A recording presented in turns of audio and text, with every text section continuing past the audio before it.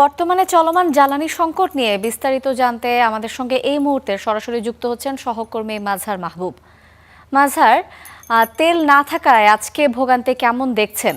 ইমা, আজকে পহেলা বৈশাখ উপলক্ষে সারা বাংলাদেশে আনন্দ চললেও কিন্তু যারা তেলের পাম্পগুলোতে দীর্ঘ সময় লাইনে দাঁড়িয়ে আছেন তাদের জীবনে আসলে আজকের দিনটা ওই ভোগান্তির খাতাতেই লিখে রাখা হলো।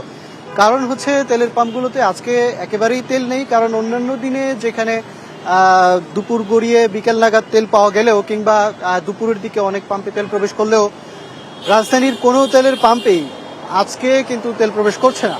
কারণ বিপিসির যে ডিপোগুলো রয়েছে সে সমস্ত ডিপোগুলোতে তেলের সরবরাহ কিন্তু আজকে বন্ধ রাখা হয়েছে, কারণ তারা সরকারি ছুটি কাটাচ্ছেন। এই মুহূর্তে আমি যেই তেলের পাম্পটিতে আছি আমরা দেখতে পাচ্ছি যে তেল সরবরাহের যেই পাম্প দিয়ে তেল সরবরাহ করা হয়, নজেল যেটি দিয়ে ডিজেল অকটেন সরবরাহ করা হয়, সেটি কিন্তু পলিথিন দিয়ে ঢেকে রাখা হয়েছে যন্ত্রটি। এবং এইখানে যিনি রয়েছেন তেল সরবরাহ করেন তার সঙ্গে যদি আমি একটু কথা বলি, একটু জানবার চেষ্টা করি কেন বন্ধ রেখেছেন, এটা পলিথিনটা ঢাকা কেন? আমাদের তেল নাই, আমাদের তেল নাই।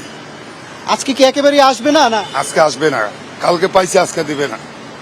কেন আসবে না কিছু জানতে পেরেছে? মানে আমরা একদিন পর দুই দিন পর পর পাইতে। আজকে কি ছুটির কারণে নাকি?